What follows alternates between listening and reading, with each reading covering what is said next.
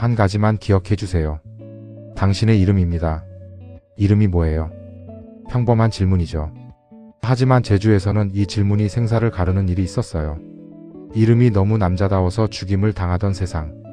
이름이 여자라서 목숨을 건지던 세상이 있었습니다. 1947년부터 1954년까지 제주도에서는 한국 현대사 최악의 비극이 일어났어요. 통계로는 2만 5천 명에서 3만 명. 숫자가 아닙니다. 사람입니다. 아버지, 어머니, 아이들, 할머니, 할아버지들. 그리고 그 비극을 정부가 인정하는 데 걸린 시간은 55년입니다.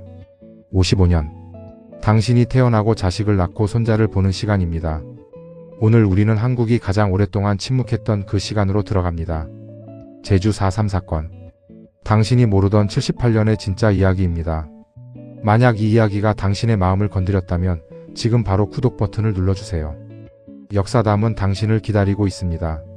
1947년 3월 1일 오전 10시경 제주 미곡정 3.1절 기념식이 열렸어요. 해방 후 2년. 아직 일본 제국 주의의 상처가 생생할 때였습니다. 제주도민들은 거리에 나왔어요. 독립을 위해 목숨 바친 선열들을 추도하기 위해. 그 거리에는 모두가 있었습니다. 장사꾼이 있었고 학생이 있었고 할머니와 할아버지가 있었고 아이들도 있었습니다. 당신이 그곳에 있었다면 무엇을 느꼈을까요? 그날 하늘은 맑았을까요? 아니면 흐렸을까요? 그중 한 어린아이가 있었어요. 경찰 말에 치였습니다. 그건 사고였어요. 아무도 죽을 일이 아니었던 거죠.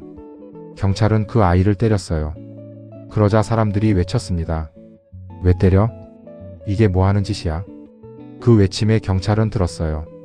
그리고 총을 꺼냈습니다. 쏴, 쏴, 쏴. 6명이 그 자리에서 죽었어요. 총에 맞아서 죽었습니다. 그 중에는 아무 죄 없는 노인이 있었고 학생이 있었고 아마도 그 어린아이도 있었을 겁니다. 당신은 이 날짜를 알아요. 1947년 3월 1일. 독립기념일이 총에 맞아 떨어지던 날입니다. 그 자리에 있던 제주도민들은 뭘 느꼈을까요? 분노했어요. 맹렬하게. 뜨겁게. 며칠 뒤 제주도는 마비되었습니다. 총파업. 차량, 버스, 일 모든 것이 멈췄어요. 제주도민의 80% 이상이 거리로 나갔어요. 하지만 그게 문제였어요. 국가는 이것을 보면서 생각했을 거야. 이 섬은 위험하다. 그리고 13개월 뒤 더 무서운 일이 터졌습니다. 1948년 4월 3일 새벽 4시. 제주 산간 여러 곳에서 동시에 불이 피어올랐어요. 불이 아니라 총소리였습니다. 남로당 제주도당 무장대 약 350명이 산에서 내려왔어요. 그들의 구호는 통일정부 수립, 외세를 축출하라. 5월 10 남한 단독 선거를 저지하자. 그날 아침 제주도민들은 깼어요. 총소리로. 누군가는 도망쳤고 누군가는 나갔고 누군가는 집에 웅크렸어요. 그 이후로 제주도는 더 이상 평화로운 섬이 아니었습니다. 전쟁터가 되었어요. 초반에는 무장대가 우위를 점했어요. 경찰관 주재소를 공격했고 우익 청년 조직을 타격했습니다. 하지만 얼마 가지 않았어요. 정부의 군대가 제주에 투입되었거든요. 그리고 그때부터 지옥이 시작되었습니다. 토벌대의 명령은 단순했어요. 산에 내려와. 투항하고 항복해. 그런데 문제가 있었어요. 일반 주민들도 산에 가 있었거든요. 왜? 살기 위해. 그들은 무장대가 아니었어요. 농민이었고 상인이었고 목사였고 의사였고 아이를 가진 어머니였습니다. 하지만 토벌대의 눈에는 다르게 보였어요. 산에 있는 놈들은 모두 빨갱이다. 이 단순한 논리가 비극을 만들었습니다. 주민들이 산에서 나오면 죽여. 산에 있으면 죽여. 다시 말해 죽음밖에 없었어요. 어떤 사람들은 토벌대에 강제로 끌려가 무장대 동조자가 되어버렸어요. 증거를 만들기 위해. 또 어떤 사람들은 토벌대를 피해 산으로 도망갔고 그러면 도피자가 되어버렸어요. 도피자라는 낙인. 이 단어가 얼마나 끔찍한지 아세요? 도망친 자, 불순분자, 빨갱이, 죽어야 할 놈. 그게 도피자였어요. 그리고 그 도피자 중에는 노인도 있었고 어린아이도 있었고 임신한 여성도 있었고 신생아도 있었습니다. 1949년 1월 17일. 그날 북촌리에 토벌대가 들어왔어요. 마을은 포위되었습니다. 토벌대가 총을 들고 진입했어요. 어디로도 도망칠 수 없게. 그리고 마을 광장에 주민들을 모았어요. 모두를요. 노인부터 어린아이까지. 임신한 여성도. 아기를 아는 어머니도. 그들 앞에는 토벌대원들이 서 있었어요. 총을 들고. 그리고 나이를 부르기 시작했어요. 당신 얼마나 됐어? 30대. 저기로 가. 이런 식으로 주민들을 가르기 시작했습니다.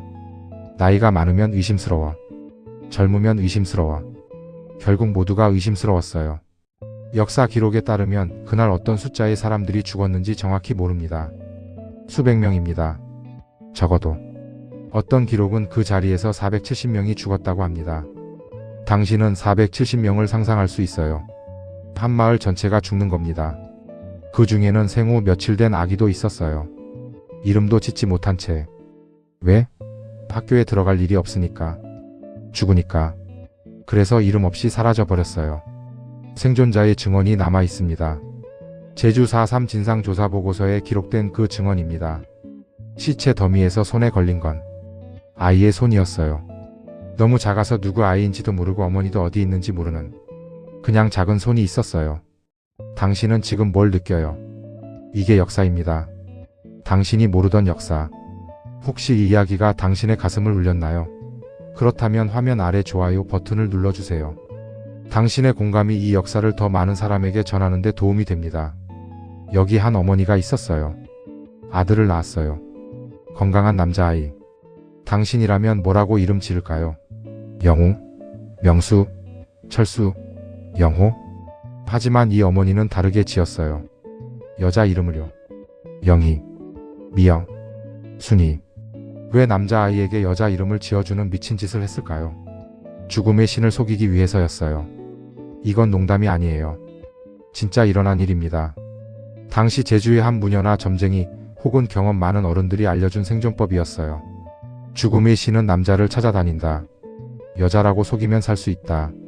얼마나 절박했을까요? 얼마나 무서웠을까요? 자기 아들의 정체를 숨기고 싶을 정도로. 그 아이들은 어떻게 되었을까요? 어떤 아이는 학교에 들어갔어요. 그리고 친구들이 물었어요. 넌 왜 여자 이름이야? 그 아이는 불안했어요. 자신의 이름이 비밀이었으니까요. 어떤 아이는 자라면서 자신의 이름을 미워했어요. 왜 다른 아이들과 달랐는지 모르니까요. 어떤 아이는 개명하고 싶었어요. 이 비극의 기억을 버리고 싶었으니까요. 2021년 영화 나의 이름은이라는 작품이 개봉했어요. 감독 정지영. 나이 80세의 거장입니다. 이 영화는 이 여자 이름의 비극을 다뤘어요. 영화 속 아이의 이름은 영웅. 근데 영웅이라는 이름이 너무 거창해서 또 다른 비극이 시작돼요. 학교에서 놀림을 받고 자신의 이름을 미워하고 개명하고 싶어하는 아이. 근데 나중에 알게 돼요. 그 이름의 진짜 의미를. 그것은 죽음으로부터 자신을 지키려던 어머니의 사랑이었다는 걸. 모든 게 변했어요. 그 순간. 비극은 비극이었지만 그 안에 있던 사랑을 깨달았거든요. 이 영화는 베를린 국제영화제에서 뭐가 일어났을까요? 엔딩 크레딧이 올라가던 10분간의 기립박수. 1만 명에 가까운 후원자들의 이름이 자막으로 흘러갔을 때 전 세계 관객들이 눈물을 흘렸다고 해요. 왜 눈물을 흘렸을까요? 왜 기립박수를 했을까요? 그것은 78년간 침묵했던 개인의 비극이 드디어 세상의 빛을 본 순간이었기 때문입니다. 그것은 우리 모두가 그 비극을 함께하고 싶다는 신호였어요. 43이 끝난 후 진짜 악몽이 시작되었어요. 바로 도피자 낙인입니다.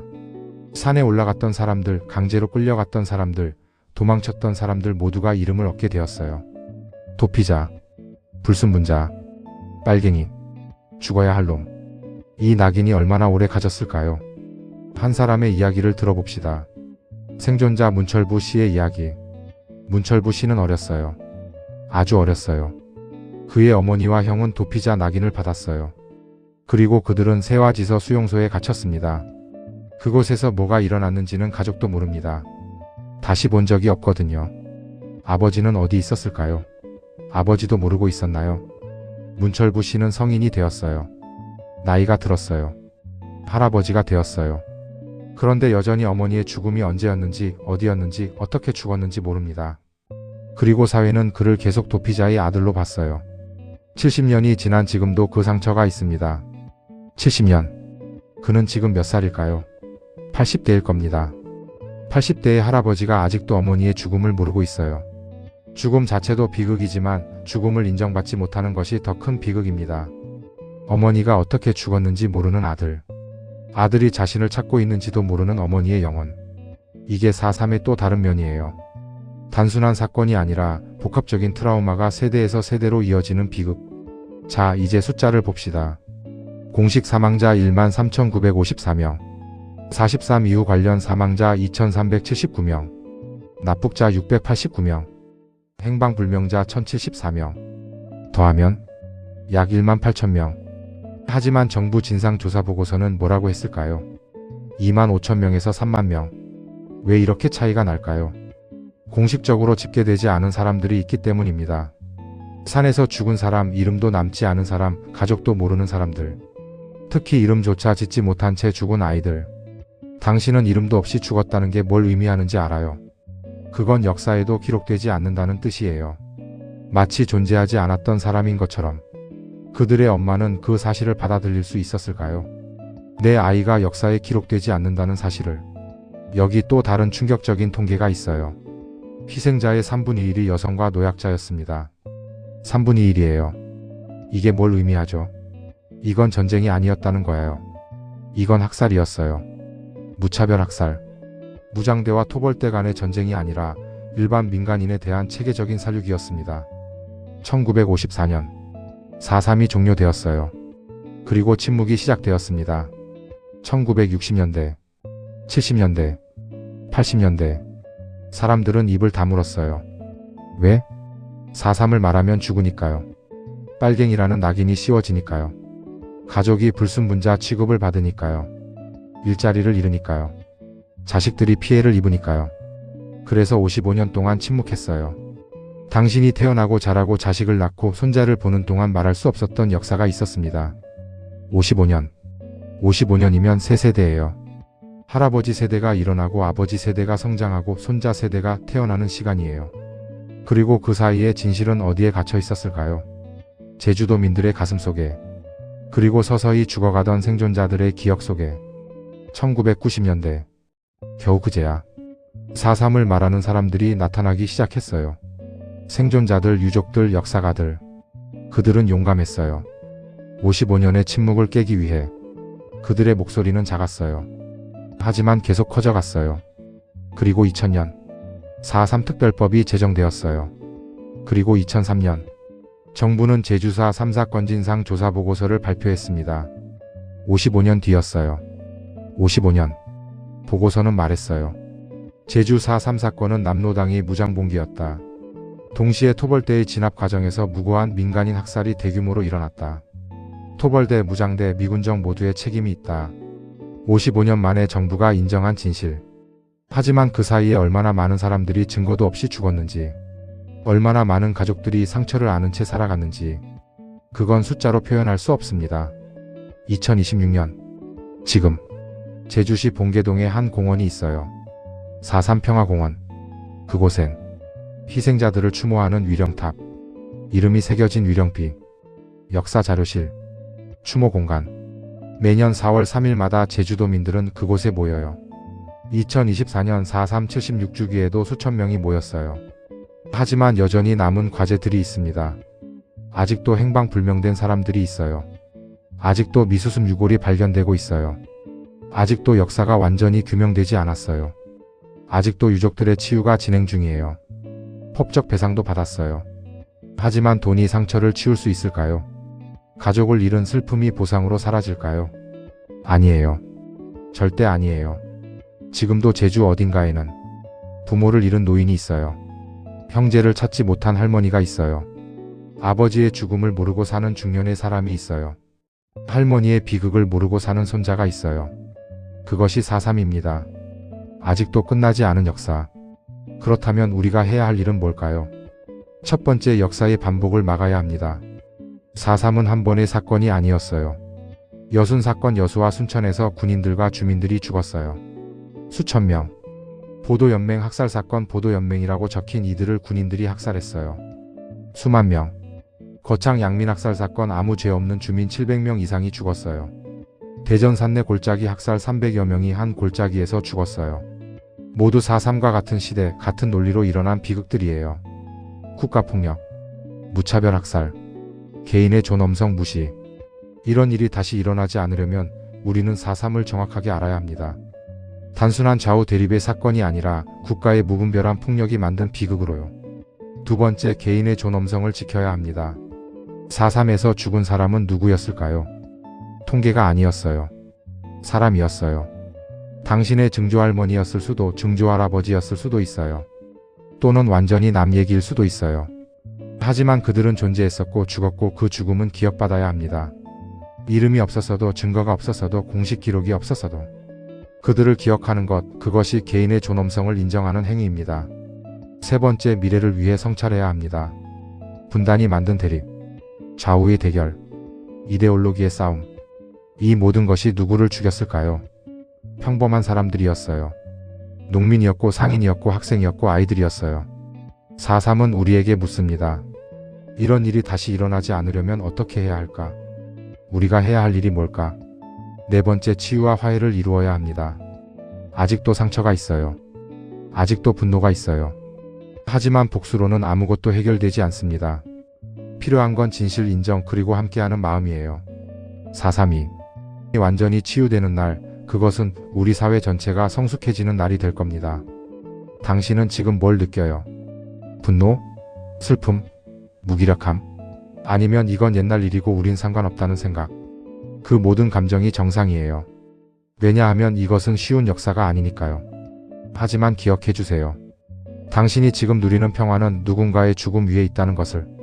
78년 전 제주의 비극이 없었다면 오늘의 당신도 다를 수 있었다는 것을. 매년 4월 3일이 되면 제주에서는 추도식이 열려요. 희생자들을 추모하고 그들의 영혼을 위로해요. 당신도 그곳에 가볼 수 있어요. 4.3 평화공원, 제주시 봉계동. 그곳의 바람을 느껴보세요. 그곳의 침묵을 들어보세요. 그곳의 위령탑을 보세요. 78년의 침묵이 당신의 발걸음으로 조금씩 깨어질 거예요. 당신의 이름은 뭐예요? 평범한 이름이겠지. 그 이름으로 살아갈 수 있다는 게 얼마나 다행인지 78년 전 제주에서는 알 수 없었던 거예요. 그들을 기억해 주세요. 그들의 이름을, 그들의 죽음을, 그들의 비극을. 당신의 기억이 그들의 유일한 내세이니까요. 여기까지 저의 이야기를 들어주신 점 정말 감사합니다. 이 영상이 도움이 되셨다면 구독과 좋아요는 물론 댓글로 당신의 생각을 나눠주세요. 많은 사람들이 이 역사를 알 수 있도록 함께 해주시길 부탁드립니다. 그리고 알림 설정을 켜주시면 다음 영상에서 또 다른 역사 이야기로 뵙겠습니다. 역사담이었습니다. 감사합니다.